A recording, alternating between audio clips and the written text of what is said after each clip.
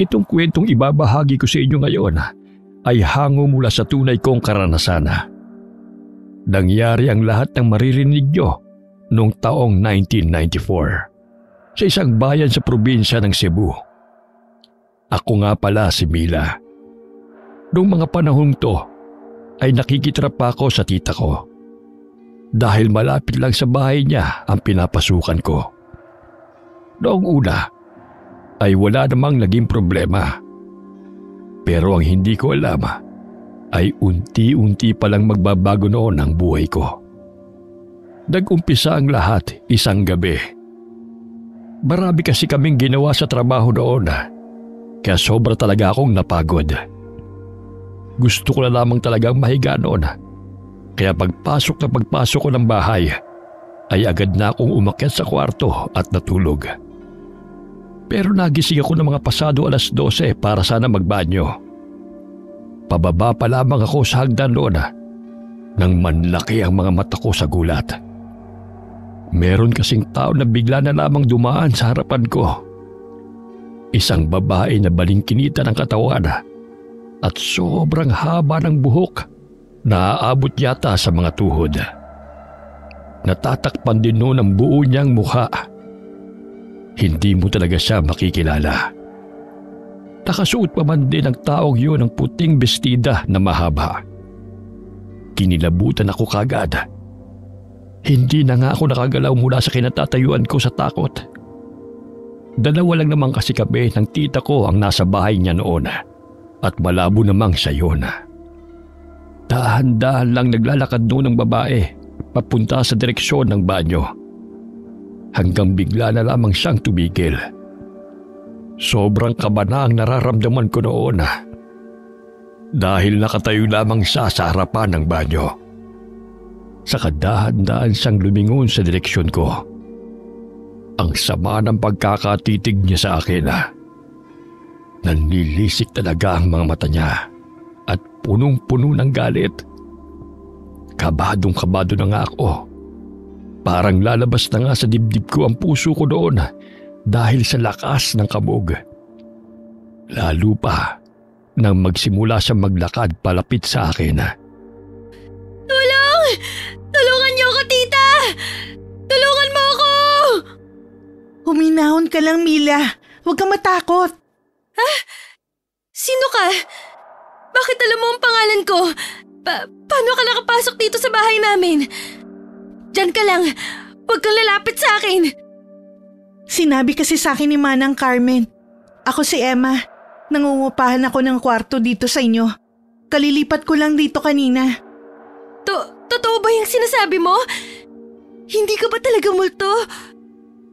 Oo, nagsasabi ako ng totoo, Mila. Hindi ako multo. Natakot ba kita? Ano ba sa tingin mo? Grabe, parang nabawasan ng ilang taon ng buhay ko sa takot. Ang lakas pa nga ng kabog ng dibdib ko hanggang ngayon. Hihimatayin pa yata ako. Pasensya ka na, Day. Hindi ko naman alam na matatakutin ka pala. Sino ba namang hindi matatakot sa'yo? Bigla ka nalang sumulpot sa dilim. Tignan mo nga yung itsura mo. Pagkahaba-haba ba naman ang buhok mo? Tapos nakasuot ka pa ng puti. Tapos hindi ka pa nagsasalita. Kahit yata sino, mapapasigaw sa takot. Pasensya ka na talaga, Mila. Hindi ko naman sinasadya. Ano pa ba kasing ginagawa mo? Ba't hindi ka pa natutulog? Anong oras na? Kukuha lang sana ako ng tubig. Hindi kasi ako makatulog eh. Naninibago kasi yata ako dito. Bakit, Day? Anong problema? Narinig kitang sumisigaw kaya dali-dali akong bumaba. Natakot talaga ako. Akala ko kung ano na nangyari sa'yo. Ayos ka lang ba? Pasensya na kayo, tita. Inatakot lang po kasi ako talaga dito kay Emma. Kayo naman po kasi, bakit hindi niyo man lang pinaalam sa akin na naghahanap pala kayo ng uupa sa bahay?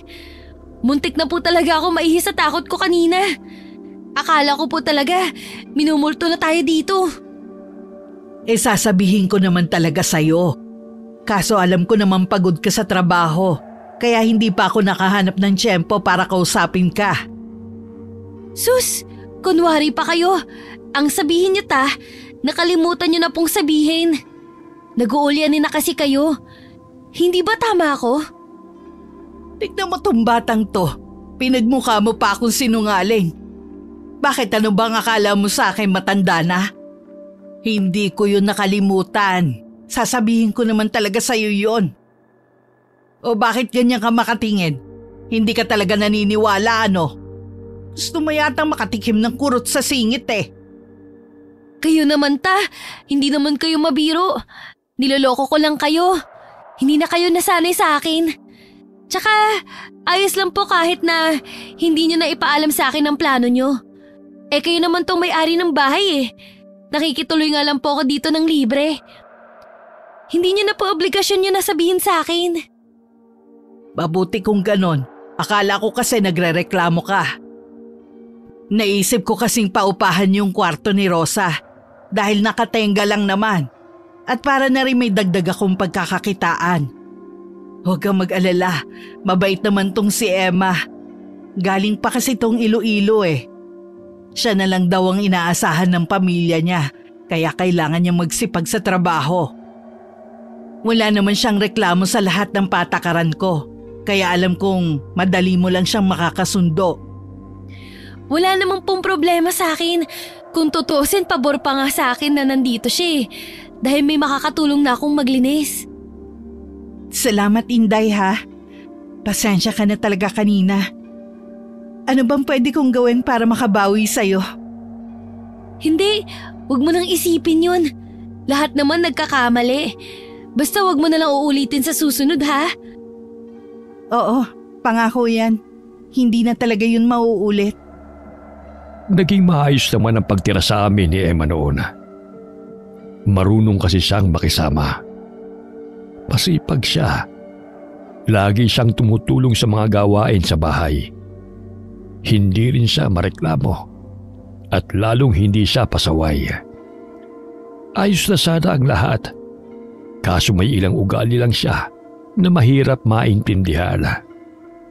Naalala ko pa nga ng gusto ang nangyari isang gabi. Bala ko noong manood ng drama sa telebisyon kaya pumunta ako ng sala. Nadatnan ko naman noon si Emma na nakaupo at nagsusuklay ng buhok niya. Naisip kong kausapin siya noon para mas makilala ko siya. Day, maalaga ka talaga sa buhok mo ano? Napapansin ko kasi nitong mga nakarang araw na lagi mo talagang sinusuklay ng mabuti ang buhok mo. Tapos minsan, inaabot ka pa yata ng oras sa kasusuklay mo. Oo, Day. Importante kasi sa akin na maganda ang buhok ko eh. Kaya talagang iniingatan ko to. Bakit, Day? May problema ba? Hindi, wala naman. Eh nakakatuwa nga eh. Teka, ano nga mo yun? Hindi ba parang may mabaho? Ha? Ano bang sinasabi mo? Hindi mo ba naaamoy yun? Hindi ba parang may mabaho? Parang amoy patay na daga. Nasaan kaya yun? Teka, parang dito nang gagaling ang amoy ah. Sandali, titingnan ko lang. Anong ginagawa mo dyan, Day? Ano ba yung sinisilip-silip mo dyan sa ilalim ng upuan? Eh baka kasi may kung anong madumi dito na pinanggagalingan ng amoy na yun. Hindi talaga magandang amoy eh. Hindi ka ba nababahuan? Hindi naman. Wala naman ako naaamoy na kung ano. Sigurado ka ba? Hindi eh, meron talaga. Ayan nga naaamoy ko. Hindi ako pwedeng magkamali. Meron talagang kung anong mabaho dito. Paano naman nangyari yun? Eh naglinis naman tayo kanina. Nilinis naman natin ng mabuti tong sala. Ewan ko, Day. Tulungan mo na lang ako. Hanapin natin. Kailangan maalisan natin yun. Baka mamaya magkasakit pa tayo dahil doon. Pasensya ka na, Day. Meron pa kasi akong dapat gawin eh.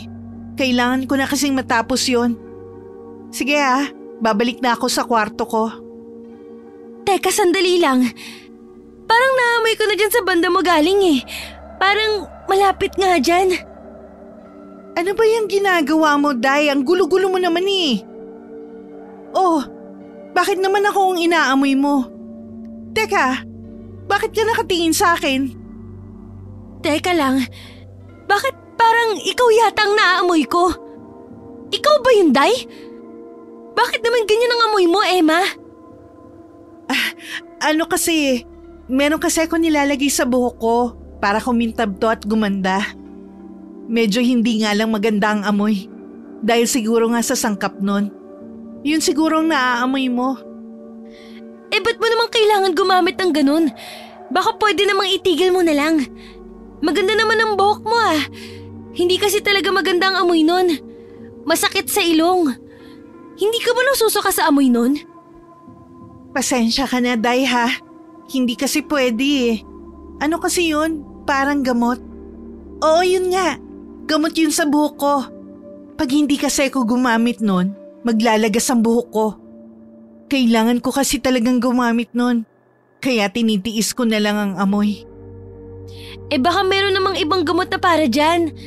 Yung hindi maamoy pero mabisa pa rin. Wala Sumubok na ako ng ibang gamot dati. Pero hindi talaga maganda ang resulta. Yung gamot lang talaga na yun ang gumagana sa buhok ko. Kaya hindi ko pinapalitan. Ganito na lang. Samahan na lang kita bukas. Pumunta tayo ng butika. Magtatanong-tanong tayo.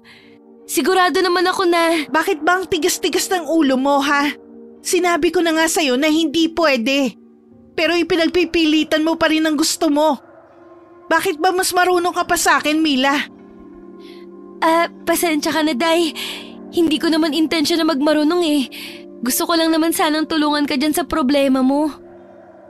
Hindi ka naman nakakatulong Nakakainis ka, alam mo ba yun? Yan kasi ang hirap sa'yo Akala mo sobrang galing mo. Akala mo ikaw lagi ang tama. Ang taas kasi ng tingin mo sa sarili mo. Diyan ka na nga. Nagulat talaga ako sa inasta ni Emma. Noon ko lamang siya nakita magalit ng ganoon. Ang sama niyang makadingin. Para bang balak niya akong sipain. Inintindi ko na lamang siya. Tutal kasalanan ko naman talaga. Pero simula lang pala yun nang marami pa naming magiging problema. Sa paglipas kasi ng mga araw, ay marami pang nangyari na lubha talagang nakapagtataka. Naaalala ko pa ang naranasan ko isang gabi. Hindi ako makatulog ng mga oras na yon. Pasado 12:00 na noon, nang makarinig ako ng kumalabog sa kusina namin. Medyo malakas ang nalikhang tunog na yon, kaya kaagad akong bumangon para tignan kung ano bang nangyari. Pero habang papalapit ako sa kusina, ay bigla na lang ako nakaramdam ng hindi maganda. Nanlamig talaga ang buong katawan ko noon at para akong nanghina. Parang nararamdaman ko kasi na may masamang mangyayari anumang sandali. Pero nilakasan ko pa rin ang loob ko at itinuloy ang bala ko. Papasok na sana ako sa kusina noon, pero hindi ko na nagawa. Nanigas na kasi ako sa matinding takot. Kitang-kita kasi ng mga mata ko ang isang malahalimaw na anino na galing mula sa kusina. Dahil doon ay napatakbo ko sa kwarto ng tita ko. Tita! Tita, buksan niyo po ang pinto! Tita, pakiusap po! Tita, buksan niyo po to! Sige na! Ano nangyari, Day?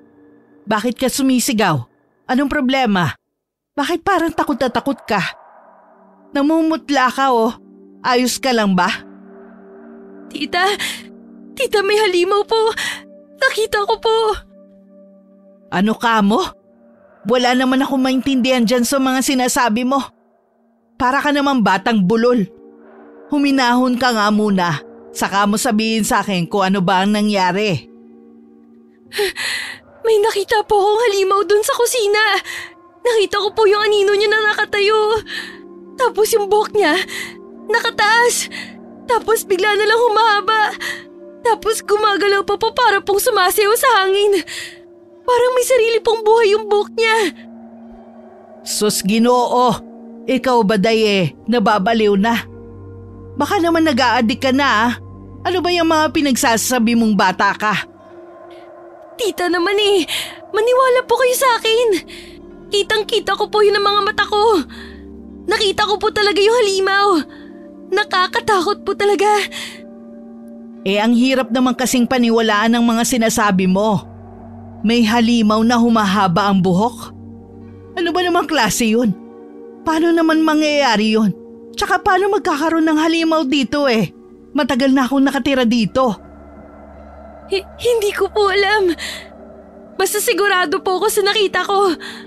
Nandun po talaga yung halimaw. Ano pong gagawin natin, tita? Ano pong gagawin natin? Halika, samahan mo ko. Ituro mo sa akin kung saan mo nakita ang sinasabi mo. Tita naman hindi po ba kayo nakikinig sa sinasabi ko? May nakakatakot po na nilalang doon. Paano kung may gawin sa atin yun? Paano kung bigla na lang tayong atakihin? Ikaw, Day, kung ano-ano na lang ang naiisip mo. Halika na nga, pumunta na tayo doon para makita na natin kung ano ba talaga yon. Tita, sigurado po ba talaga kayo sa balak nyo? Masama po kasi talaga ang kutob ko dito Tita, wag na po tayong tumuloy. Mabuti pa po siguro kung humingi na lang tayo ng tulong. Tumigil ka nga. Mga abala ka pa ng kapitbahay Alam mo naman ang ugali ng mga yan. Halika na, dalian mo. Huwag kang ang babagal-bagal dyan. Para ka naman pagong Tita, wag po. Please, makinig po kayo sa akin. Wag po kayong tumuloy. Tita naman Ba't pang tigas-tigas ng ulo nyo? Oh, nasa na yung sinasabi mo, Day? Wala namang kahit ano dito. Saan dyan? Nandyan po siya. Malapit sa lamesa. Mag-iingat po kayo. Wala nga. Kahit nga saan tinignan ko na. Pero wala naman akong makita. Halika kasi dito para maniwala ka. O ayan, tingnan mo. Bakit ganun? Nandito lang dapat yun maniwala po kayo sa akin. Nakita ko po talaga yung halimaw. Hindi po ako pwedeng magkamali. Saan na nagpunta? Bakit wala naman dito? Hindi ko po alam. Ay, ikaw talagang bata ka. Tinakot mo talaga ako, grabe ka. Buti na lang at wala akong sakit sa puso, kundi namatay na ako sa nerbiyos. Pero tita, nakita ko po talaga yung halimaw. Sigurado po ako. Nandito po talaga yun kanina. Hindi po ako nagbibiro. Namalikmata ka lang siguro. O di kaya pagod ka. Kaya kung ano-ano na lang ang nakikita mo. Paano ba naman? Sub-sub ka kasi sa trabaho nitong mga nakaraang araw. Mabuti pa siguro kung magpahinga ka na at malalim na rin ang gabi. Siguro nga po. Hindi pa natapos doon ang mga kakaibang nangyayari. Ilang gabi lang kasi buhat ng insidenteng yun ay may naganap na namang nakakabahalang pangyayari. 10 oras din ng gabi ng mga sandaling yun nang bigla ko magising dahil sa mga kakaibang ingay na aking narinig. Kaya kaagad akong bumaba para tignan kung saan nanggagaling ang ingay na yun. Paglabas ko pa lamang ay napansin ko na ang mga bakas ng mga paa sa lupa. Papunta yon sa likod ng bahay. Kaya naisip kong sundan. Noong una ay wala naman akong napansing kakaiba.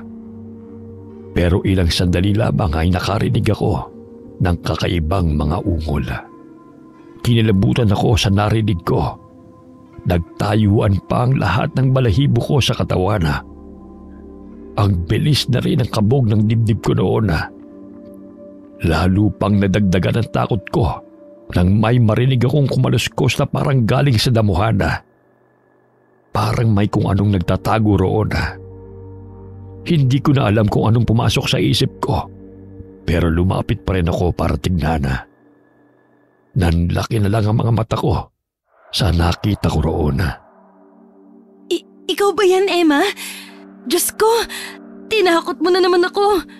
Ikaw lang pala. Akala ko naman kung ano na. Pasensya ka na, Day. Hindi kita sinasadyang takutin. Ba't hindi ka pa natutulog? Ano pa bang ginagawa mo dito sa labas ng ganitong oras? Tsaka, anong ginagawa mo dyan sa damuhan? Ba't para yatang nagtatago ka dyan? Hindi naman, may hinahanap lang ako dito. Nahulog ko kasi kanina ang gamit ko. Kanina ko pa nga hinahanap pero hindi ko pa rin makita. Ganun ba? Tulungan na kitang maghanap. Ano bang klaseng gamit yung nawala mo? Naku, hindi na. Maaabala ka pa. Hindi rin naman yun mahalaga. Hayaan mo na lang. Papalitan ko na lang siguro ng bago.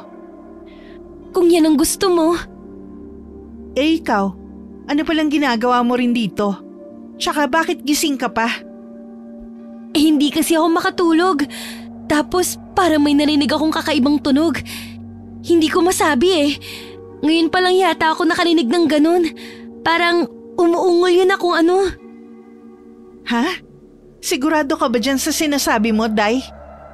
Parang wala naman ako narinig na ganun. Wala? Wala talaga kahit ano? Sigurado ka? Oo. Kung meron di sana narinig ko na yun. Tsaka wala din naman ako napansin dito na pwedeng gumawa ng tunog na sinasabi mo. Paano nangyari yun? Sigurado naman ako sa mga narinig ko, Emma. Meron talagang kung ano dito sa labas kanina. Baka guni-guni mo lang siguro. Hindi ba nga marami kang ginagawa sa trabaho? Tapos hindi rin magandang pakiramdam mo nitong mga nakaraang araw. Hindi Hindi naman ako pagod. Narinig ko talaga yun.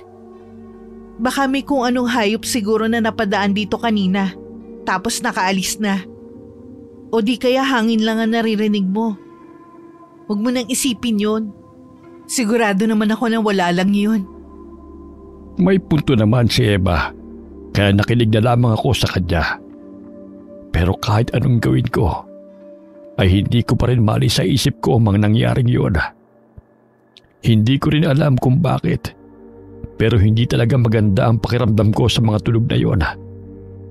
Nang sumunod na mga araw naman, ay marami pang mga kakaibang mga bagay ang naranasan ko. Isang araw, gabi na ako natapos sa trabaho noon dahil sa dami ng pinapagawa sa akin. Wala na akong masakyan doon, kaya naglakad na lamang ako pauwi. Hindi naman gaanong malayo ang bahay ng tita ko mula sa pinagtatrabahuhan ko at pwede naman talagang lakarin. Ayos lang din naman sa akin yun. Ang kaso lamang, wala na rin katao-tao sa daan ng mga oras na yun. Hindi ko tuloy maiwasang kabahan, lalo na't medyo madaling pa naman sa kalsada. Mabilis akong naglalakad noon nang may mapansin akong tao. Hindi ko alam kung nababaliw na ba yun o sobrang yamang lamang. Naglalakad kasi sa gitna ng kalsada. Napansin ko na ang bilis-bilis niyang maglakad. Para bang wala siyang kinatatakutan. Napagtanto ko na isa pala siyang babae. Bukod kasi sa balingkinitan nitong katawan, ay ubod din ang haba ng buhok nito at halos matakpan pa ang buo niyang mukha. Hindi ko alam kung bakit kababae niyang tao ay ganun siya kung kumilos. Pero lalo kong nagtaka nang sandaling mapalapit siya sa akin. Napansin ko kasi na sobrang itim pala ng balat niya. Parang hindi na yon normal. Nakita ko rin na parang ang hahaba at ang tutulis ng kanyang mga kuko. Nakaramdam bigla ako ng takot. Hindi na ako nakagalaw sa kinatatayuan ko. Nakatingin na lamang ako sa kanya habang unti-unti siyang lumalapit sa akin. Pero laking pasasalamat ko kasi nilagpasan lamang niya ako. Nanginginig ang katawan ko sa takot habang nakatingin ako sa babaeng palayo. Kaya kinabukasan pagkatapos ko sa trabaho, ay agad kong hinanap ang kakilala kong tanod para ikwento sa kanya ang nangyari. Naabutan ko siyang nakatambay sa tindahan noon. Manong, pwede ko po ba kayong makausap? Kahit sandali lang? Oh, ikaw na naman. Ano na naman nangyari sa'yo, Day? Hulaan ko, may nakaaway ka na namang driver dahil sa pamasahe, no? Hindi po, Manong. Yung mga driver naman kasi dito sa atin, sobra-sobra kung maningil. Kala mo naman may aircon ang sasakyan nila. Kung hindi, Siguro may nakagalit ka. Sinabihan ka na naman na inagaw mo ang boyfriend nila. Naku, hindi po. Hindi po totoo yung sinasabi ng mga yun. Wala po akong inaagaw. Tsaka bakit ko naman aagawin ng boyfriend? Mukha namang paang mga yun. Kung ganun pala, anong problema?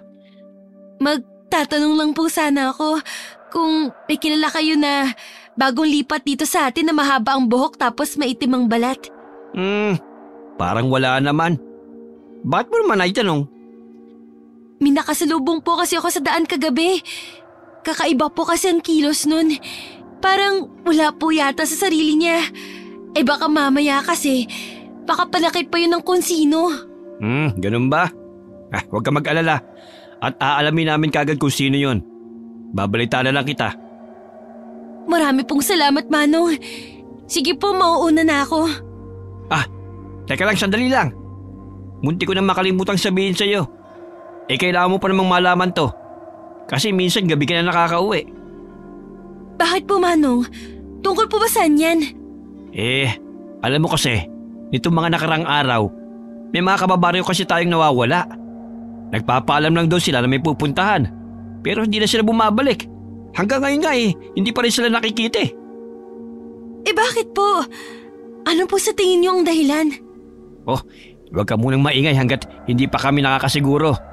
Ang hinala kasi namin, baka may mga dumukot na sa kanila. Tapos dinala sila kung saan. Kaya ikaw, Day, mag-iingat ka. Lalo at babae ka pa naman. Talaga po? Nakakatakot naman po. Sige, Manong, tatandaan ko po yung sinabi niyo. Nakakabahala talaga ang mga sinabi sa akin ni Manong. Kung tama kasi ang hinala nila, ay malamang sa malamang napatay na mga taong yun. Pag-uwi ko sa bahay namin, ay kaagad kong ipinaalam sa tita ko ang lahat ng mga nalaman ko. Teka, totoo ba yung sinasabi mo, Day? May mga kumukuha na naman ng tao dito sa atin? Yun po ang sabi sa akin ni Manong. Bakit po ta? Nangyari na po ba to dati? Maraming beses na. Bata pa lang ako . Uso na ang mga kwentong yan. Sabi pa nga ng matatanda may puting sasakyan daw na kumukuha ng mga tao, lalo na ng mga bata. Kinukuha daw kasi nila ang mga laman loob ng mga yon para gawing pampatibay sa mga gusali. Naalala ko, di ba may ginagawa ngayon tulay dyan sa kabilang bayan? Doon siguro nila dinadala ang mga dinudukot nila. Pero hindi pa naman daw po sila sigurado. Baka daw kasi naglayas lang yung mga nawawala. Kahit na ba? Ginagabi pa naman kayo ng uwi ko minsan.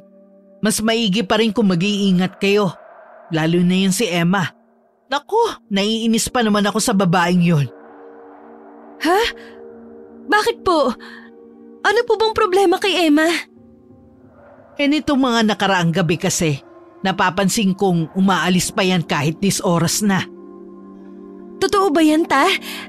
Ano naman po kayang ginagawa ni Emma? Saan po kaya siya pumupunta? Nasabi niya po ba sa inyo? Hindi. Kinausap ko na rin siya tungkol doon.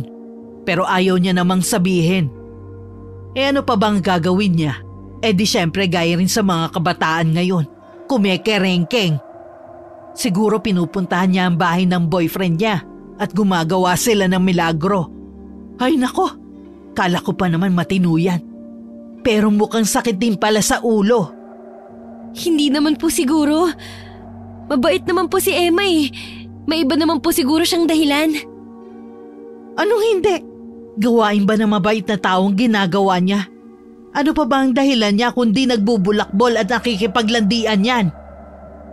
Mabuti pa po siguro kung kausapin ko na lang siya para po masabi ko na rin sa kanya ang mga nangyayari sa lugar natin. Ay nako, mabuti pa nga. Nandun siya sa kwarto niya. Kanina pa siya nandun, hindi pa rin lumalabas. Kanina ko pa nga niyayayang kumain pero parang walang naririnig. Saka lang yan lalabas pag 10 oras na para tumakas. Hindi na ako nag-aksaya ng panahon at dali-daling pinuntahan si Emma sa kwarto niya. Kaagad naman akong kumatok at gaya ng sinabi ni tita ay wala ngang sumasagot. Paulit-ulit ko pa siyang kinakatok pero wala talagang nangyayari. Napansin ko naman na hindi pala nakasarado ang pintuan niya. Kaya hindi na ako nagdalawang isip na pumasok sa loob. Nakita ko si Emma, nakaupo siya sa isang sulok ng kwarto niya. Nakayuko siya doon, kaya natakpan ng makapal niyang buhok ang buo niyang mukha. Sinubukan ko pa siyang kausapin, pero wala talaga. Ni hindi nga siya gumagalaw. Para siyang nanigas sa pwesto niya. Nagtaka na nga ako doon, kaya kagad-kagad ko siyang nilapitan. Hinawakan ko siya sa braso niya at laking gulat ko dalang lamig-lamig noon. Nag-alala na ako, kaya naisip ko pang galawin ang katawan niya. Pero wala pa ring nangyari. Sinubukan ko namang iangat ang ulo niya at doon ako nakaramdam ng matinding kaba. Kitang-kita ko kasi ang mga mata ni Eva. Nanlalaki at ang itim-itim. Nakakatakot talaga ang itsura noon. Para bang hindi yun mata ng isang tao. Napansin ko rin na tulala siya ng mga sandaling yun. Parang ang wala siyang malay. Natatakot man ako, pero pilit ko pa rin niyugyug ang katawan niya. Nang walang ano-ano'y gumalaw ang kanyang mga mata at lumingon siya sa akin. Dahilan para ako'y magulat. Sus, Ginoo ko! Tinakot mo na naman ako, Emma. Akala ko kung ano na ang nangyari sa'yo. Hindi ka kasi nagsasalita eh. Ayos ka lang ba? Teka, ba't ganyan ka naman kung makatingin? Ba't mo naman ako pinandidilatan? Ano sa tingin mong ginagawa mo, ha? Bakit ka nandito sa kwarto ko? Anong karapatan mong pumasok dito? Pasensya ka na, Emma. Hindi ka kasi sumasagot eh. Nakabukas naman ang pinto kaya naisip ko. Ikaw, may taglay kang kabastusan, no? Sinabi ko bang pa pwede kang pumasok dito? Hindi ka marunong rumespeto eh. Hindi ko naman sinasadya. Nag-aalala lang talaga ako sa'yo. Wala akong intensyon na mabastos ka. Alam mo ba ang pinakaayaw ko sa lahat? Yung mga taong makakapal ang mukha.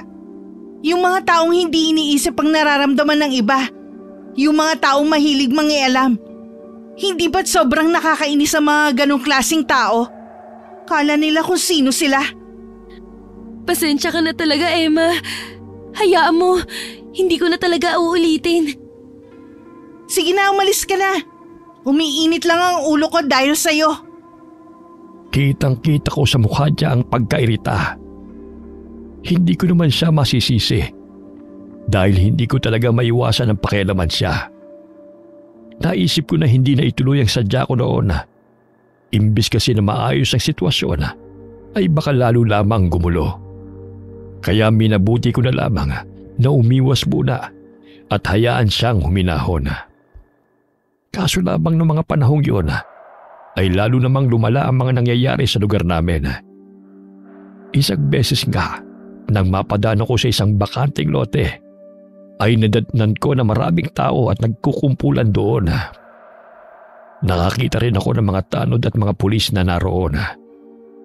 Hindi ko na tuloy naiwasan na lumapit at alamin kung ano ang nangyayari. Habang papalapit ako, ay naririnig ko ang mga tao roon na nagbubulungan. Parang alalang-alala sila at takot na takot. Mukhang hindi lang pala simpleng bagay ang nangyari roon. Hindi nga ako nagkamali.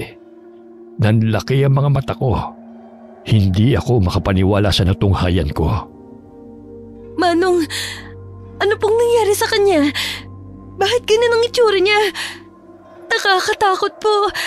Para po siyang natuyot na parang dahon. Hindi pa namin alam, Day. Kanina lang kasi namin nakita ang bangkay dyan eh. Nung makita namin, ganyan na rin ang itsura niyan. Pero paano naman kaya nangyari yan?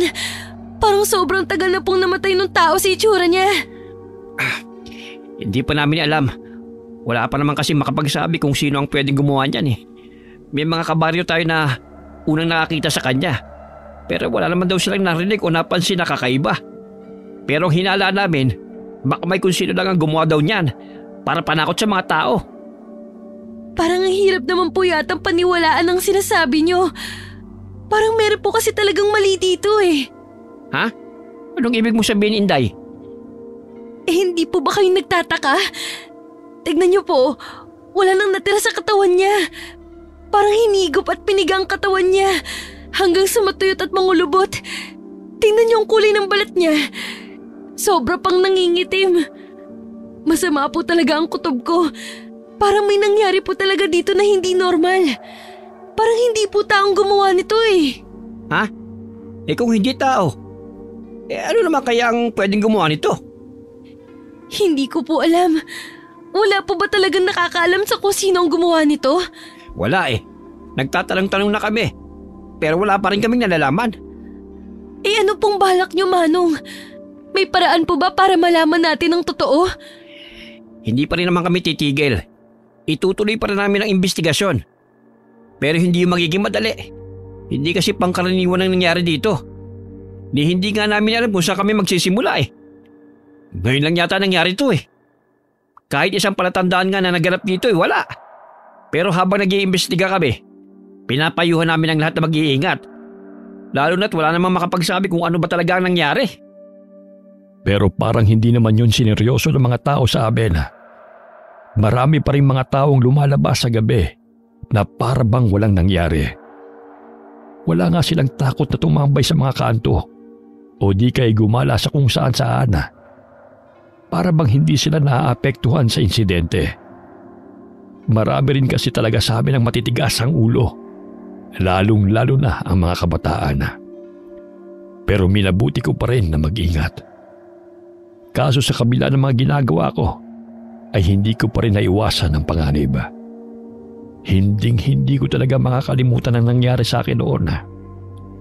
Nang gabing yun kasi, marami akong tinapos sa trabaho sa opisina, kaya ginabi na naman ako sa pag-uwi. Pasado 8:00 na yun ng gabi at wala nang sasakyan sa kalsada. Napilitan na naman akong maglakad mag-isa. Nagmamadali na ako noon. Nang walang anunoy, nakarinig ako ng parang taong sumisigaw.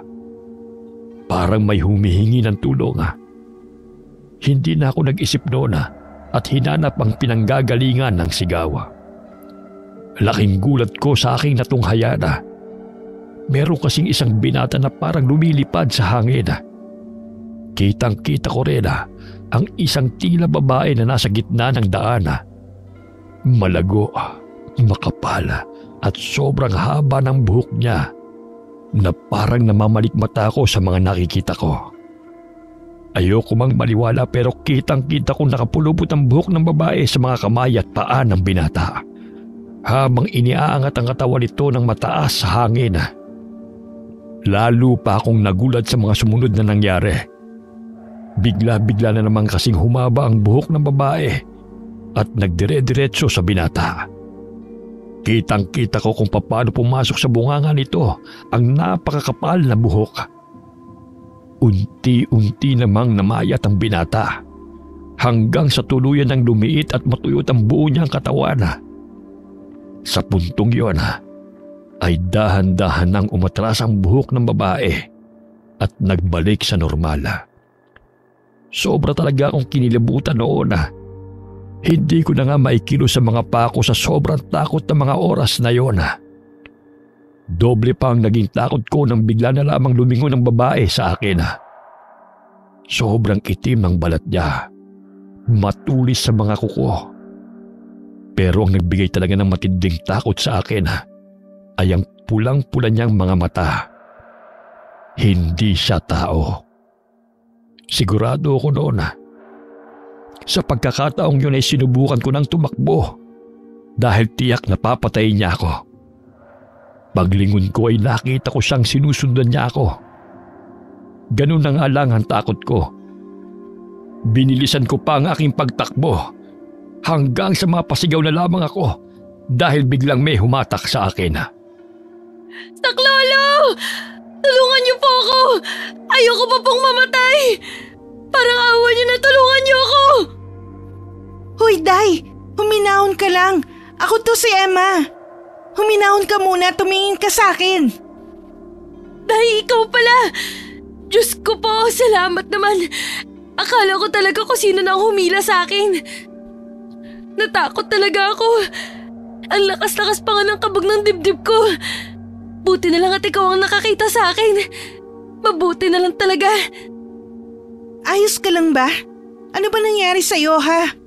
Ba't parang takot na takot ka? Tsaka ko na ipapaliwanag. Mabuti pa kumilas na muna tayo. Umalis na tayo dito. Sige na. Teka, sandali lang, Day. Ba't tayo tumatakbo? Ano ba talaga kasi nangyari? May humahabol kasi sa akin eh. Masama siyang nilalang. Isa yung halimaw. Balak akong patayin nun, Day. Kaya kailangan na nating umalis. Baka maabutan tayo nun eh. Tara na. Ha? Anong sinasabi mo? Anong halimaw? Paano nangyari yun? Kumalma ka nga muna. Maniwala ka sa akin, Day. Kitang-kita talaga yun ng mga mata ko. Sobrang nakakapangilabot. May sa demonyo yata ang nilalang na yun. Nasaan yung halimaw na sinasabi mo? Parang wala naman ako nakita. Hindi ko alam. Pero masama pa rin talaga ang kutob ko eh. Baka mamaya nasa malapit lang yun. Baka mamaya bigla-bigla na lang tayong atakihin nun. Huminahon ka lang, Inday. Wala naman ako napansin na kung ano kanina.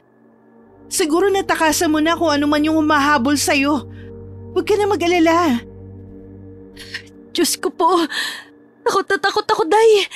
Hindi ko talaga alam ang gagawin ko kanina. Ang akala ko talaga, mamamatay na ako.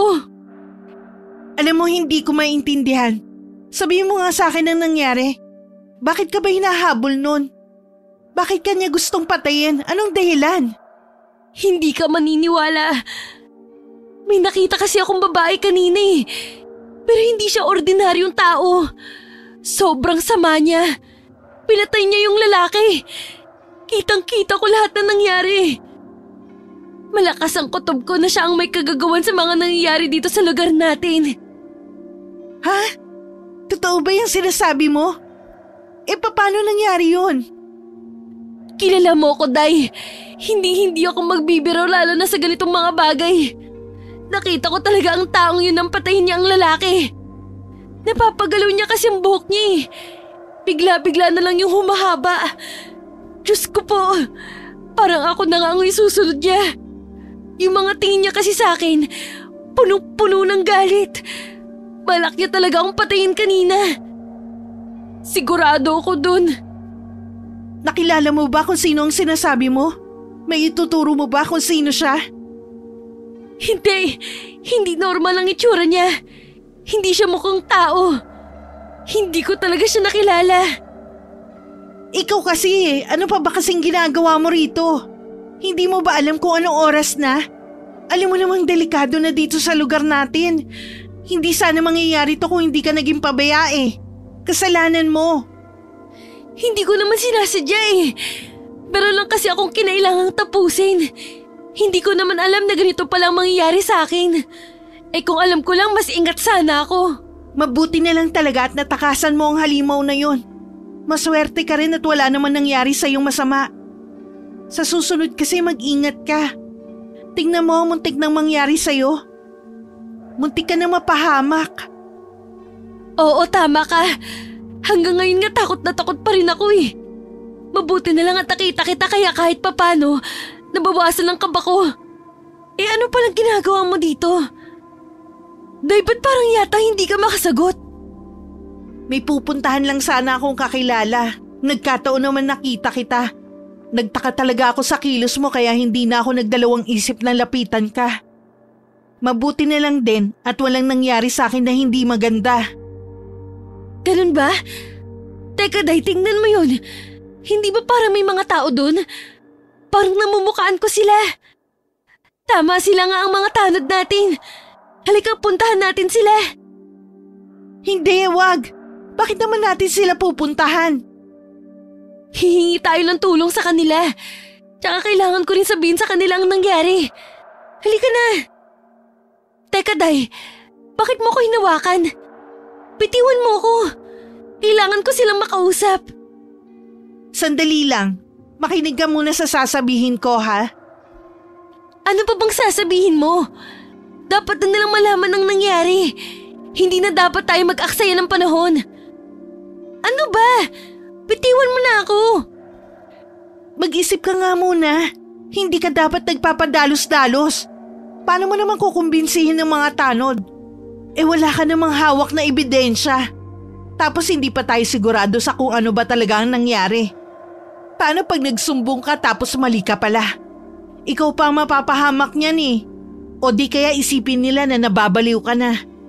Gusto mo ba talagang isipin ng mga tao na nasisiraan ka na ng ulo? Isang halimaw na may humahaba na buhok. Iisipin talaga nila na baliw ka. Pero nagsasabi ako ng totoo. Nakita ko talaga lahat ng nangyari. Hindi ba pagod ka rin itong mga nakaraang araw? Pwede kasing maapektuhan nun ang pag-iisip mo. Akala mo lang siguro halimaw ang nakita mo. Pero baka kung ano lang pala.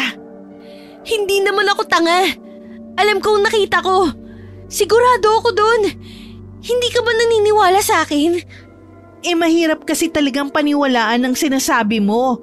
Kailangan mo muna ng patunay para dyan. Anong gusto mong gawin ko? Hayaan na lang halimaw na yon? Ganun ba? Sa tingin ko mas mabuti kung mananahimik muna tayo. Baka nga mas mabuti kung hindi na tayo makialam eh. Kung sino man o ano man yung nakita mo, sigurado kung hindi yun biro. Parang mas maganda kung di na tayo madadamay doon. Naririnig mo bang sinasabi mo? Seryoso ka ba talaga dyan? Sa'yo na mismo nang galing. Di ba nga hindi ordinaryong nilalang ang taong yun? Sigurado kung katakot-takot na problema at gulo lang ang dadating kapag nakialam ka pa doon. Para sa kaligtasan mo, Day, mas mabuti kung hindi ka na makikialam. Manahimik ka na lang at kalimutan mo na lang ang nangyari. Hindi ko magagawa yan. Hindi ako tatahimik na lang dito habang pumapatay ang halimaw na yun ng mga inosenteng tao. Ay, sige. Pero mas mabuti kung maghihintay na muna tayo. Malaking desisyon tong gagawin mo, kaya kailangan mo munang pag-isipan ng paulit-ulit. Hindi! Kailangan mapigilan na siya sa lalong madaling panahon. Sasabihin ko na sa kanilang nalalaman ko. Bahala na kung anong isipin nila. Napakatigas talaga ng ulo mo, no? Bakit ba ayaw mo makinig? Aray, Day! Bakit ang higpit naman ang hawak mo sa akin? Nasasaktan ako! Bitiwan mo ako! Hindi kita bibitiwan hanggat hindi ka sumusunod sa gusto ko. Ano bang nangyayari sa'yo? Bakit naman ganyan ka makatingin sa akin? Bakit pinandidilatan mo ako ng mata? Ano bang problema mo? Huwag mo nang hintayin pa na magalit ako sa'yo, Day. Sinasabi ko sa'yo, hindi mo magugustuhan. Sundin mo na lang ang gusto ko kung ayaw mo magkasira tayo. Sige kung yan ang gusto mo. Kakaiba talaga ang kinikilos noon ni Emma. Natakot ako sa kanya, kaya napilitan na lamang ako na sumunod sa gusto niya. Mabuti na lamang at natigil naman ang mga nakakapangilabot na nangyayari sa lugar namin. Pero ng mga panahong yun naman, ay lalo pang naging kahina-hinala ang mga kilos ni Emma. Isang beses pa nga, naaktuhan ko siya na palabas na naman ng bahay. Hindi ko talaga alam kung anong ginagawa niya. Alam na nga niyang napakadelikadong lumabas sa gabi, pero patuloy pa rin niyang ginagawa. Nakita kong nagmamadali siyang lumabas. Hindi ko naman matim na pabayaan na lamang siya. Kaya agad ko pa rin siyang sinundan. Kaya lamang ay bigla na lamang siyang nawala. Hindi ko na alam kung saan siya nagpunta. Takang-taka nga ako doon. Pero hinanap ko pa rin siya hanggang sa makasalubong ko siya sa daan. Diyos ko po, Day! Ginulat mo na naman ako. Anong ginagawa mo dito? Sinusundan mo ba ako? Magsabi ka ng totoo. Ba't mo ginawa yon? Wala akong masamang intensyon. Nag-aalala lang kasi ako sa'yo. Bakit kasi lumalabas ka pa ng ganitong oras? Delikado na nga. Saan ka ba pupunta? Ano ba kasing ginagawa mo at hindi mo na may pagpabukas? Ikaw ang dami mong tanong. Ang dami mong sinasabi. Bakit ba ang hilig mong mangialam? Dahil kaibigan mo ko. Siyempre matatakot ako na baka mapahamak ka. Hindi mo maaalis sa akin yun. Ano ba kasing ginagawa mo? Tumigil ka nga sa kaartehan mong yan. Hindi mo kailangan mag-alala sa akin. Kaya ko naman ang sarili ko. Kung ano man ang ginagawa ko, wala ka na ron. Naiintindihan mo? Bakit ba kasi hindi mo masabi sa akin ang tungkol doon? Ano ba kasing problema, ha? Sabihin mo naman sa akin at baka makatulong ako. Walang problema. Kung ano-ano lang yung naiisip mo. Hindi mo kailangan malaman ang tungkol doon. Hindi naman kita kaano-ano para alamin mo lahat ng kilos ko. Hindi ko rin kailangan ng tulong mo. Dahil may problema ka ba? Nakakapagtaka na kasi mga kinikilos mo nito mga nakarang araw. Hindi na kita maintindihan. Sabihin mo sa akin kung ano bang dahilan. Huwag ka nga makulit. Mabuti pa, umuwi ka na ngayon din. At huwag mo na ulit akong susundan. Sinisira mo lang ang gabi ko eh. Ano pa bang hinihintay mo? Umalis ka na. Hindi ako aalis hanggat hindi ka nagsasabi sa akin. May kakaiba kasi talaga sa iyo eh. Nararamdaman ko. Parang meron kang tinatago na kung ano. Dahil hindi ako mapapanatag hanggat hindi ko nalalaman ng totoo. Buisit ka. Talagang sinusubukan mo talaga ako. Dahil, anong ginagawa mo? Ayos ka lang ba? Huwag mo nga akong tingnan ng ganyan para bang may balak kang hindi maganda sa akin. Dahil itigil mo na nga rin pag-uungol mo niyan. Para ka namang aso eh. Dahil ano ka ba? Narinig mo ba ako? Teka, anong nangyayari sa'yo? Ba't parang kumakapal ang buhok mo? Umalis ka na. Alis na. Huwag ka nang matigas ang ulo. Baka hindi pa ako makapagpigil sa'yo. Sobrang kakaiba talaga ang nangyari noon kaya dali-dali na akong umalis. Ganun na lamang talaga ang takot ko. Kaya nga nakauwi na ako ay kinikilabutan pa rin ako sa nangyari. Parang hindi ko na kasi kilala si Emma. Hindi ko talaga maalis sa isip ko ang mga nangyayari kay Emma. At nakakaapekto yon sa trabaho ko. Kinausap naman ako ng katrabaho ko noon. Sinabi ko sa kanya lahat ng bumabagabag sa akin. Inausap mo na ba si Emma tungkol dyan? Sinabi mo ba sa kanyang problema mo? Oo, ginawa ko na pero wala namang nangyayari eh. Nagmamatigas lang siya. Kung minsan nga magagalit pa siya sa akin. Hindi ko na talaga alam ang gagawin ko. Kala mo pa naman mabait yang si Emma. Pero mukhang hindi mo pala talaga siya kilala. Oo nga eh. Kala ko pa naman magkakasundo kami. Wala naman kaming problema nung una eh. Ewan ko ba kung bakit bigla-bigla na lang nagbabago ang ugali niya. Mila, hindi mo pa alam kung ano talaga ang ugali niya at kung ano ang pwede niyang gawin. Kailangan mong mag-ingat sa taong yan. Anong ibig mong sabihin? Parang masama kasing kutob ko sa kanya eh.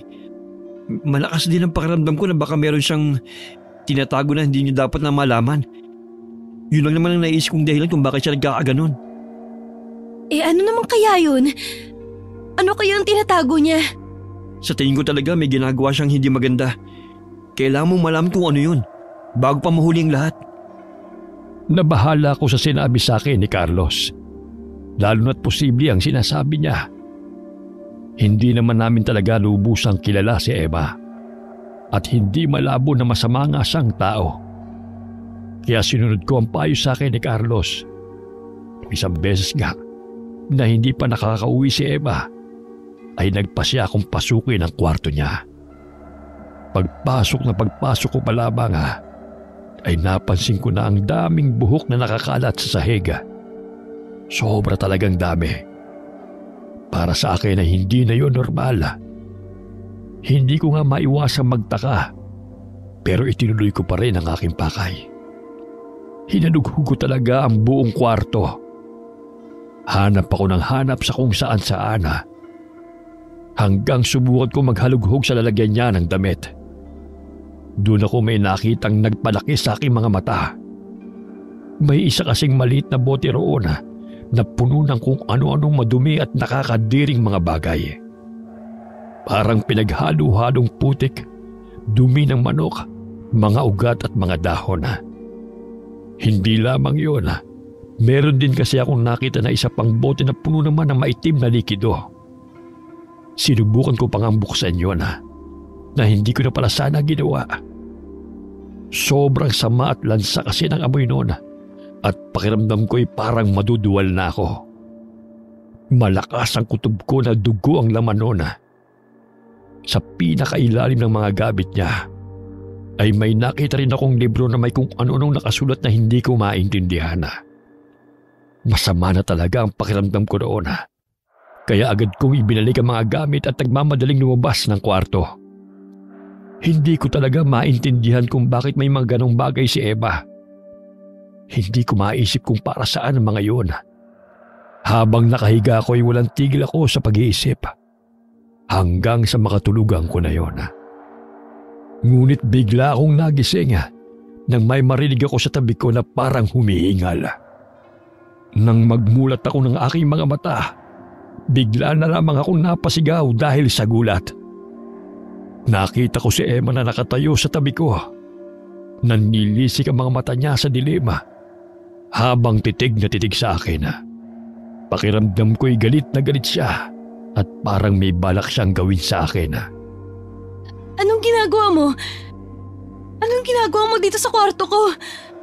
Ano ka nakapasok? Sinarado ko naman yung pinto Sabihin mo, pumasok ka ba sa kwarto ko kanina? Hindi. Bakit ko naman gagawin ang sinasabi mo? Sigurado ka? Hindi ka ba talaga pumasok doon nung wala ako? Hindi nga. Ilang beses ko bang sasabihin sa'yo na hindi? Sino naman kaya ang tarantadong pumasok sa kwarto ko? Pinakialaman pa niya ang mga gamit ko. Naabutan ko na lang na ang gulo-gulo na ng mga gamit ko. Ano kayang iniisip niya at bakit niya yung ginawa? Hindi ko alam. Wala akong alam dyan sa sinasabi mo. Siguraduhin mo lang na nagsasabi ka nga ng totoo. Anong ibig mong sabihin? Pinagbabantaan mo ba ako? Hindi. Pero mabuti na yung malinaw sa'yo. Sinabihan na kita dati, di ba? Hindi ko talaga gustong pinakikialaman ako. Oo, alam ko yun. Hindi mo na kailangang ulitin pa. Kung wala ka na mahalagang sasabihin, baka pwedeng umalis ka na. Hindi na talaga tama ang ginagawa ni Emma. Kaya naisip kong kausapin na ang tita ko.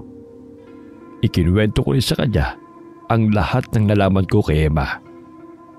Nagkasundo naman kami. Kaya nang sumunod na araw din ay nagpasya kaming paalisin na siya. Tinawag namin siya sa sala noon at doon namin siya kinausap. Ano ba yung sasabihin nyo? Sabihin nyo na, may kailangan pa akong gawin. Hindi naging madali para sa amin ang desisyong to. Pero kailangan kasi naming gawin. Huwag ka nang magpaligoy-ligoy pa. Diretsuhin nyo na lang ako. Napagdesisyonan kasi namin na palayasin ka. Bibigyan ka namin ng 2 linggo para makahanap ka ng lilipatan. Ganun ba? Sige, kung yan ang gusto ninyo. Pasensya ka na, Day, ha? Hindi namin gustong gawin to pero Huwag ka na magsalita. Hindi ko kailangan ng paliwanag mo. Huwag kayong mag-alala. Ngayon din mismo aalis na ako dito. sige, Day. Mag-iingat ka. Sana makahanap ka agad ng mas maayos na lilipatan mo. Mabuti naman at umalis na siya. Kinakabahan talaga ako kanina Nakita mo ba ang reaksyon niya, tita? Kaya nga, kung makatingin siya sa atin kanina, ang sama-sama. Ngayon ko lang siya nakita na ganun katapang. Diba? Hindi na nga siya nakipagtalo Tumayo lang talaga siya dyan tapos tumitig sa atin. Nakita niyo po ba kung paano siya tumitig sa atin? Nalilisik po talaga ang mga mata niya. Nakakatakot. Naku, sinabi mo pa. Parang hindi lang din basta galit yun Parang parang may balak nga siyang hindi maganda. Lalo na nung sinabi natin na paaalisin na natin siya. Tama po kayo. Nakita niyo rin po ba ang kamay niya kanina? Hindi eh. Bakit ano meron sa kamay niya? Nakakuyom kasi ang isa niyang kamay kanina. Sobrang diin po, parang gigil na gigil siya eh. Akala ko nga magbawala siya o kung ano. Buti na lang hindi niya ginawa. At umalis na lang siya ng mahinahon. Oo nga. Pero nung tingnan pa niya tayo kanina nung paalis na siya, parang may ibig sabihin eh. Para siyang nagbabanta. Para bang sinasabi niyang pagsisisihan ninyo to? Sa tingin niyo po ba, may gagawin siya na kung ano? Kaya nang balikan niya po tayo? Hindi ko alam. Hindi ko masabi. Pero hindi ko talaga gusto ang kinikilos niya kanina. Hindi ko rin gusto na masama ang loob niya sa atin. Alam mo naman ang pwedeng gawin ng tao kapag galit. Sana lang hindi na natin siya makita ulit. Simula nang umalis si Eva, ay nagsimula na rin ako makaranas ng mas malalang mga bagay na mahirap ipaliwanag. Sunod-sunod na araw kasi ako nagigising sa 10 oras ng gabi. Kung ano-anong ingay kasi ang naririnig ko sa labas ng bahay namin. Mga ingay na nagdudulot sa akin ng takot at pangamba. Dahil doon ay ilang gabi na rin akong hindi nakakatulog. Dahilan para ako'y mga lumata. At napansin naman yon ng tita ko. Oh, Day, bakit ganyan ang itsura mo? Ang aga-aga eh, nakabusangot ka. Tapos ang tamlay-tamlay mo. Parang may malaki kang problema. Halos hindi po kasi ako makatulog dito mga nakaraang gabi. Ha? Problema nga yan. Ano bang dahilan? Ilang gabi na rin po kasi ako nakakarinig ng mga kakaibang tunog sa labas ng bahay. Mga tunog ba ka mo? Anong klaseng mga tunog ba to? Hindi ko po alam Hindi ko po alam kung paano ko sasabihin eh. Hindi po siya ordinaryong tunog. Parang may kung ano po sa bintana ko na gumagalaw sa mga tunog na yun. Sa bintana mo? Paano naman mangyayari yun, Day? Nasa second floor ang kwarto mo. Kaya nga po nababahala ako eh. Kasi nandun po talaga yun sa bintana. Tapos hindi ko rin maiwasang isipin kung ano bang ginagawa nun dun. Hindi na nga po ako makalapit sa bintana ko sa takot. Ano pa bang napapansin mo? Sabihin mo sa akin. Kadalasan po naririnig ko yun kapag mga 2:00 o 3:00 na ng madaling araw. Tapos matagal po bago tumigil ang mga tunog. Inaabot po ng oras. Tapos kapag akala ko wala na yun, saka ko naman maririnig ulit. Tapos kung minsan pa may nakikita kong maitim na kung ano na parang gumagalaw sa bintana. Sinusubukan ko nga po hindi pansinin pero hindi ko kaya. Grabe naman yang nangyayari sa'yo. Ngayon lang to nangyari, hindi ba? Hindi kaya baka paniki lang yun o kung anong hayop? Hindi po. Sigurado po ako na hindi yun hayop. May hindi po talaga normal sa mga tunog na yun. May pakiramdam nga po ako na parang tinatakot ako nun eh. Kung ano man ang may gawa nun. Nako, hindi nga biro yung sinasabi mo. Pati ako kinakabahan na tuloy. Huwag kang mag-alala, Day. Mag-iisip ako ng paraan para matigil na yung mga nangyayari sa'yo. Dahil sa mga nangyayari, ay binigyan ako ni tita ng isang bote na may lamang mga ugat at dilaw na likido. Tinawag niya yung bote ng lana. Proteksyon daw yun laban sa masasamang elemento. Kaya lagi ko raw dadalhin. Hindi ako naniniwala sa ganoon dati. Pero dahil ako na mismong nakaranas ng mga bagay na mahirap maipaliwanag, kaya sinunod ko ang gusto niya. Naisip ko, wala rin namang mawawala kung susundin ko rin yun. Matapos noon ay marami pang mas nakakapangilabot na pangyayari ang naranasan ko. Katulad na lang ng gabing ito. Natagalan din ako sa trabaho doon at gabi na ako natapos. Mabuti na labang at pumayag naman si Carlos na ihatid ako. Ano, Carlos? Salamat pala at sinamahan mo ko. Naku, wala yun. Ikaw pa ba? Ang ibig kong sabihin, hindi ba magkaibigan naman tayo? Kaya kung may kailangan ka, huwag ka magdadalawang isip na sabihin sa akin. Salamat. Hindi ko talaga alam ang gagawin ko kung wala ka. Huwag ka mag-alala. Nandito lang ako lagi sa tabi mo para tulungan ka. Hindi kita pababayaan. May iba lang ako. Wala ka bang napapansin? Para kasing kinukutuban ako ng hindi maganda. Pakiramdam ko kasi parang may kanina pa nakatingin sa atin eh. Nagtatayuan pa ang mga balihibo ko. Wala naman ah. Baka dahil pagod ka lang, kaya hindi maganda ang pakiramdam mo. Hindi eh. Iba talaga ang nararamdaman ko. Parang may mangyayaring masama. Kinikilabutan talaga ako. Sandali lang kukunin ko lang ang binigay sa akin ni tita na proteksyon. Teka, ano nangyari? Bakit basa na ang mga gamit ko? Tignan mo yung bote, Mila. Bakit ganyan? Bakit para kumukulo yan? Ano bang bagay na yan? Hindi maganda. Kaya siguro nabasa ang bag ko. Dahil kanina pa to kumukulo. Carlos, mabuti pa siguro kung magbadali na tayo. Sige, tama ka. Bilisan na natin para makapagpahinga ka na rin. Teka, Carlos. Tingnan mo yung puno. Hindi ba parang may kakaiba dun sa sanga niya? Ha? Tama ka. Ano kaya yung maitim at makapal na bagay na nakapulupot dyan? Parang ngayon lang ako nakakita ng ganyan ha. Teka, sandali lang. Titignan ko.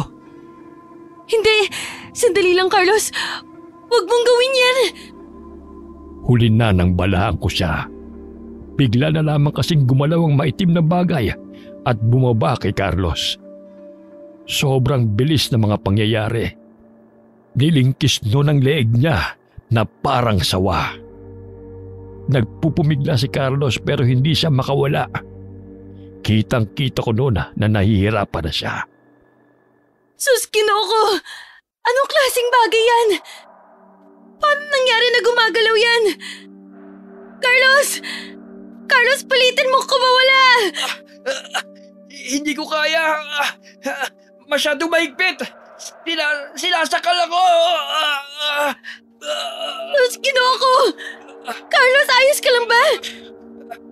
Carlos, tiisin mo lang gagawa ko ng paraan. Mila! Tulungan mo ako! Bilisan mo! Sus, Kinoko! Ano bang gagawin ko? Sandali lang. Susubukan kong putulin yan. Teka, ba't ganun? Ba't parang napakatibay naman yata nito? Hindi talaga siya maputol kahit anong gawin ko. Ano nangyari? Bakit bigla na lang yung umakyat? Hinila niya pa si Carlos pataas. Naku po si Carlos. Hindi maganda ang lagay niya. Nabibigti na siya. Teka, yung proteksyon. Muntik ko na makalimutan. Pakiusap lang, gumana ka. Pakawalan mo siya. Pakawalan mo. Gumana ka. Gumana ka. Carlos! Carlos, ayos ka lang ba? Sumagot ka! Oo, ayos lang ako. Paano mo nagawa yun? Saka ko nasasabihin, mabuti pa umalis na tayo dito. Nang walang ano-ano'y nakarinig kami ng malahalimaw na ungol. Kinalabutan talaga ako. Parang nasa malapit lang ang pinagmumulan noon. Pagtingin ko sa likod ko, laking gulat ko nang may makita akong babaeng nakatayo roon na titig sa amin. Ganun na lamang ang takot ko noon dahil siya rin ang halimaw na nakita ko nung isang gabi. Nakangisi siya at parang takam na takam siyang nakatingin sa amin. Nakita mo ba yun, Mila? Yung buhok niya, lumalaki, humahaba. Tapos gumagalaw ang buhok niya. Paano niya nagagawa yun? Anong klaseng nilalang yan? Yung balat pa niya, ang itim, gaya sa paniki. Tapos yung bunganga niya, puno ng matatalim na ngipin. Tignan mo mga mata niya, Mila. Sobra-sobra talagang pagkapula. Hindi ba para siyang demonyo? Tumakas na tayo, Carlos. Tumakas na tayo. Masama yung nilalang. Papatayin niya tayo. Tama ka. Tayo na. Tumakbo na tayo. Huwag ka lang nilingon. Basta bilisan mo. Bilisan mo, Mila. Bilisan mo pa. Hindi niya tayo dapat maabutan. Oo, ano ba sa tingin mo ang ginagawa ko? Basta tumakbo ka lang ng tumakbo. Kailangan natin makalayo sa kanya. Sandali lang. Baka pwedeng huminto muna tayo. Hindi pwede, Mila. Hindi pwede. Huwag kang hihinto, Mila. Masyado mapanganib. Tumakbo ka lang, kaya mo yan. Hindi ko na kaya. Hindi ko na talaga kaya, Carlos. Kanina pa tayo tumatakbo. Magpahinga muna tayo kahit sandali lang. Sige. Magpahinga muna tayo. Pero sandali lang ha. Kailangan din natin kumilos kagad. Nasaan na siya? Wala na ba siya? Hindi niya na ba tayo nasundan? Hindi ko alam. Pero parang wala na naman siya. Pero kailangan pa rin natin makalayo dito. Mas mabuti na makasiguro tayo. Oo, tama ka. Sige, kumilos na tayo. Tara na. Oh, anong problema? Bakit bigla ka nalang tumigil? Ano pa bang ginagawa mo, Carlos? Hindi ko alam. Hindi ko maigalaw ang mga pako kahit anong gawin ko eh. Teka, ano ba itong nasa mga pako? Mga buhok ba ito? Naku, mga buhok nga. Pati ako. Pumulupot sa mga pako. Hindi na ako makagalaw. Nakakainis, hindi ako makalis. Narinig mo ba yun? Yung parang balino tawa ng tawa? Hindi ka siya... Diyos ko po, tignan mo Mila. Nandito na siya. Nandito na yung halimaw. Naabutan niya na tayo. Anong gagawin natin, Mila? Sana gumana ulit itong proteksyon. Yan! Yan pa! Sana matanggal ang mga buhok. Yan, gumagana na. Anong bagay yan? Ang galing ah. Natanggal talaga ang mga buhok. Saan mo nakuha yan? Huwag ka na nga maraming tanong. Tumakbo na lang tayo. Tara na! Sandali lang. Hintayin mo ako. Naloko na. Sobrang taas niya palang tumalon. Bigla na lang siya bumaba sa harapan natin ng isang iglap. Gagamitin ko ulit ang protection ko. Ikaw, halimaw ka. Umulis ka na ngayon din. Kung ayaw mo masaktan, gagamitin ko talaga sa'yo to. Mas lalo lang siya nagalit, Mila. Mukhang mali yata ang ginawa mo na hamunin siya. Pinalaan na kitang halimaw ka. Pero kung ayaw mong tumigil, pues sisiguraduhin ko sa'yo na magsisisi ka. Etong sa'yo. Ah! Mila, ayos ka lang ba? Tinamaan ka ng buhok niya. Ayos lang ako pero yung protection, nabitawan ko. Hayaan mo na. Andiyan na siya, papalapit na siya sa atin. Kailangan na natin tumakbo. Halika na. Diyos ko po, naabutan niya na naman tayo. Ano nang gagawin natin ngayon, Carlos? Sigurado akong papatayin niya tayo. Tumakas ka na, Mila. Dalian mo. Humingi ka ng tulong. Gagawin ko lahat para pigilan siya. Nababaliw ka na ba? Paano mo naman siya pipigilan? Balak mo mang magpakamatay, ha? Wala nang ibang paraan. Dali na. Sundin mo na lang ako. Sinubukan ni Carlos na sugurin ang halimaw.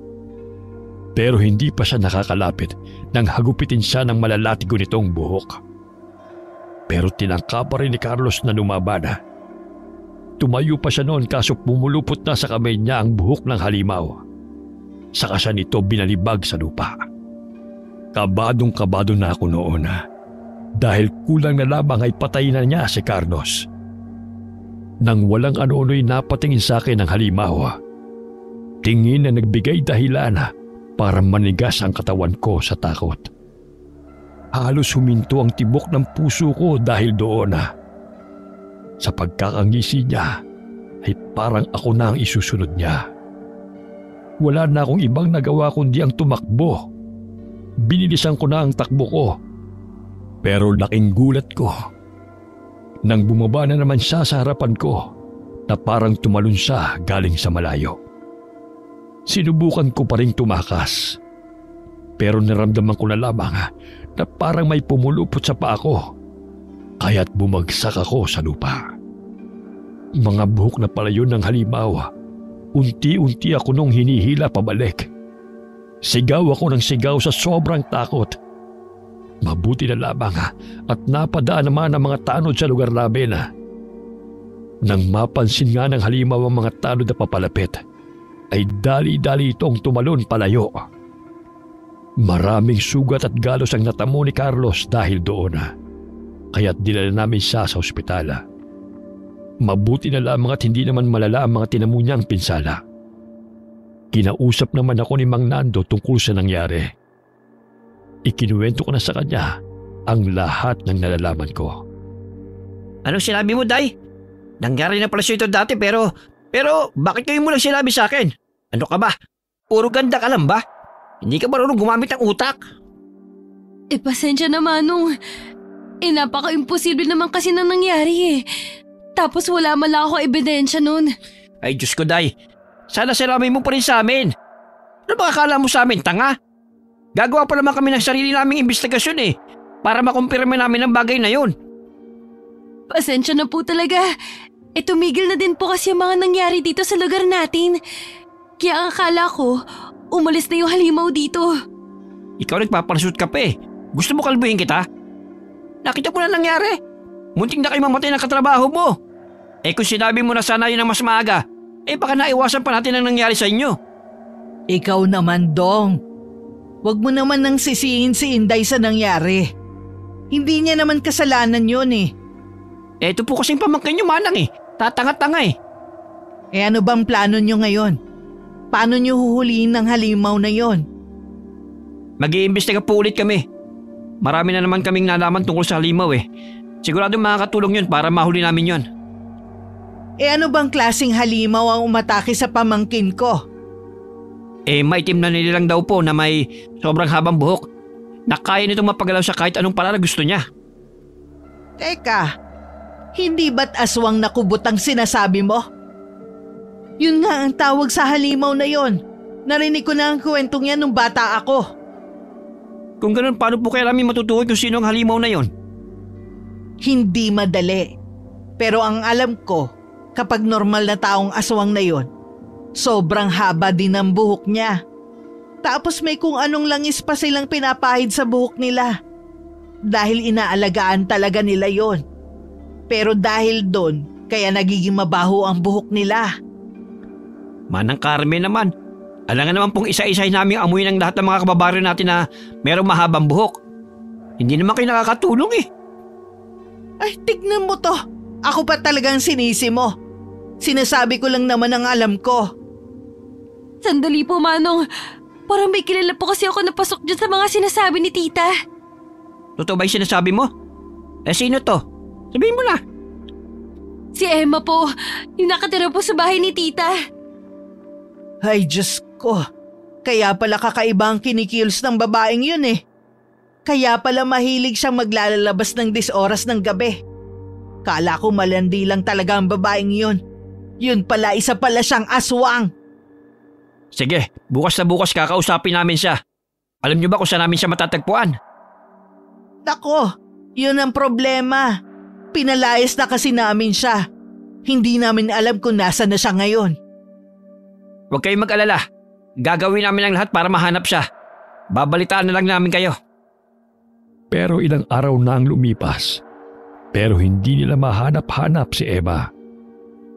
May mga nagsasabi pa nga na lumipat na daw ng baryo si Emma. Malakas talaga ang kutob ko na siya ang naghahasik ng lagim sa lugar namin. Kaya mistula akong nabunutan ng tinik sa dibdib nang malaman ko yun. Pero hindi pa rin pala kami matatahimik. Dahil isang gabi ay may nangyari na hanggang ngayon ay nagbibigay pa rin sa akin ng matinding takot. Matutulog na kami noon nang magulat ako nang mapansin ko na may anino sa bintana namin. Kinilabutan talaga ako noon. Dali-dali pa nga akong napatakbo sa kwarto ng tita ko. Tita! Tita, buksan niyo po tong pinto! Tita! Ano bang problema mo, Day? Bakit ka ba sumisigaw? Tita, may tao po! Nakita ko sa bintana! Masama po ang kutob ko! Ah! Sus, Ginoo! Nakakagulat naman yon. Ano kaya yon? Ba't parang may nabasag? Halika, Day. Samahan mo nga ako. Tingnan natin. Pero sandali lang po. Sigurado ka pa talaga dyan? Paano kung… Sus, Ginoo! Nabasag nga ang bintana natin. Tignan mo. May bato pa dito sa loob. Sino naman kayang gagawang gumawa nito? Tita, tumingin po kayo sa bintana. Tingnan niyo po. May kung ano po doon na gumagalaw. Para pong sinusubukan niyang pumasok. Tama ka. Ano kaya yung maitim na bagay na yan? At bakit gumagalaw yan? Tita, lumayo na po kayo dyan. Ngayon na po mismo. Naku po, nakapasok na. Ano to?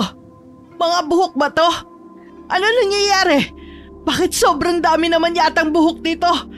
Bakit parang unti-unti silang nabubuo? Diyos ko po, Emma! Ikaw ba yan? Tita, tumakbo na po kayo. Tita!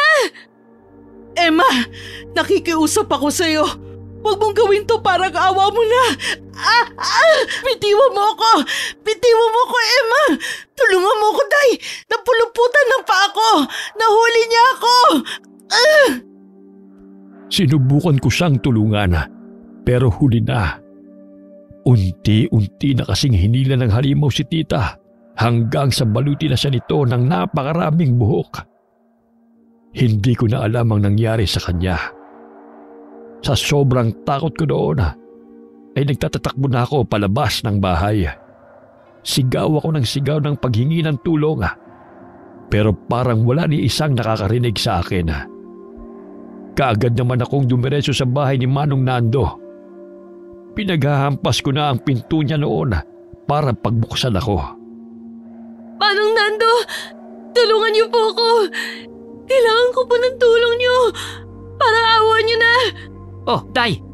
Ano nangyari? Bakit parang takot na takot ka? Pinatake po kami ng halimaw. Tita po pinatay na halimaw. Wala po akong nagawa. Walang hiya talaga ang halimaw na yan. Kailangan na natin siya mapuksa ngayon. Sandali lang. Kukunin ko lang ang mga gamit ko. Ano po yung dala niyo, Manong? Buntot pagi. Tignan ko lang ang tapang ng aswang na yun dito. Eto. Hawakan mo tong sulo. Takot ang kubot sa apoy. Kaya magagamit mo yan para hindi kanya malapitan. Pero paano po natin mapapatay ang halimaw? Halika na. Humingi tayo ng tulong sa mga kasamahan ko. Kaagad naming pinunta ng iba pang tanod sa baryo namin. Marami na kaming magkakasama. At lahat kami ay armado ng sibat at itak. Kaya malakas na ang loob naming harapin ang halimaw. Papunta na kami noon para harapin ang halimaw. Pero hindi na pala kailangan dahil nasa lubong namin siya sa gitna ng daan. Walang hiya ka, Emma! Paano mo nagawa yun kay tita? Pinatay mo siya, hayop ka! Wala kang kasing sama! Oo, tama ka, Mila. Masama talaga ako. Hayaan mo, ikaw naman ang isusunod ko. Tarantado ka!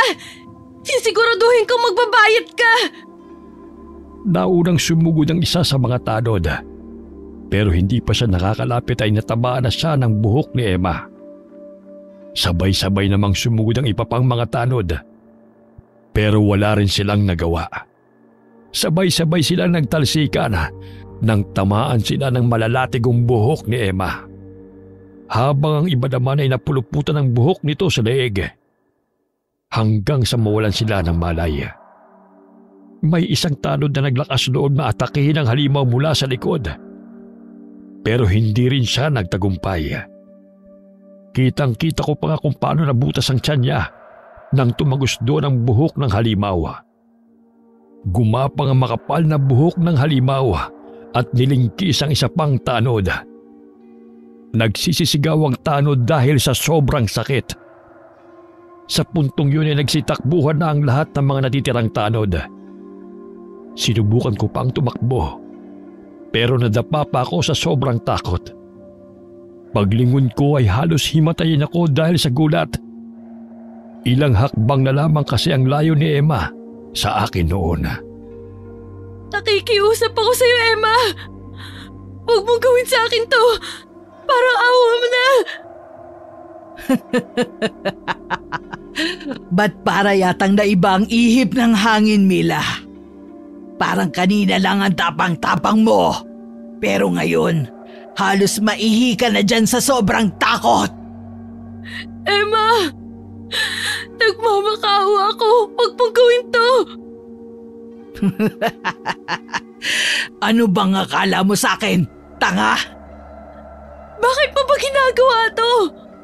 Wala naman akong ginawang masama sa'yo ah. Pinakisamahan ka namin ng maayos. Tapos ito pa ang gaganti mo sa akin. Kasalanan mo kasi, Mila. Ang hilig-hilig mo kasing mangialam. Kung hindi mo siguro nalaman ang tungkol sa tunay kong pagkatao, baka hinayaan pa kitang mabuhay. Emma, patawarin mo ako. Pakiusap, itigil mo na to. Umalis ka na lang. Maawa ka sa akin. Huli na. Huli na para magmakaawa ka pa sa buhay mo, Mila. Papatayin na kita. Nakita ko ang unti-unting pagkapal ng buhok niya na parang lambat. Na anumang sandali ay handa na akong hulihin. Hindi na nga ako makagalaw noon sa sobrang takot. Hindi ko naman inaasahan ang mga susunod na nangyari. Bigla na lamang kasi akong nakarinig ng malakas na tunog na parang may nabasag. Nakumpirma naman ang hinala ko nang magalit si Emma. May bumato kasi sa kanya ng gasolina. Sobrang baho na nga ng amoy niya noon. Noong una ay hindi ko naisip kung sino ang gagawa noon. Hanggang sa marinig ko si Manong Nando na sumigaw. Gawin ko na nga daw. Doon na pumasok sa isip ko ang lahat. Dali-dali ko ngang kinuha ang sudo na ng mga sandaling yon ay malakas pa rin ang apoy. Diyan ka lang, Mila. Huwag kang lalapit sa akin. Bitiwan mo nga yung hawak mo! Bakit parang nag-iba na naman yata ang ihip ng hangin? Ngayon ikaw naman tong takot na takot. Sinabi ko na sa'yong bitiwan mo yan! Inutusan kita, Mila! Bitiwan mo na yan ngayon na! Eh ano bang akala mo sa akin? Tanga? Katapusan mo na, Emma! Sinubukan pang tumakas ng halimaw. Pero kagad kong ibinato ang sulo sa kanya. Naging dahilan para magliyab siya sa isang iglap. Nilamon ng malaking apoy si Emma. At wala na siyang nagawa pa kundi mapadaing sa matinding sakit. Mabuti na lamang talaga at nakahanap si Manong Nando ng deboting gasolina sa malapit na tindahan. Kung hindi dahil sa kanya, ay hindi talaga mapapatay ang halimaw. Dali-dali ko namang pinuntahan ang tita ko sa bahay at naabutan ko siyang hinang-hina. Agad namin siyang isinugod sa ospital at sa kabutihang palad ay nakaligtas siya. Simula doon ay nagbalik na ang katahimikan sa aming baryo. At pilit na rin namin kinakalimutan ang mga nakakapangilabot na karanasan naming yon mula sa dayong dalaga. Wakas.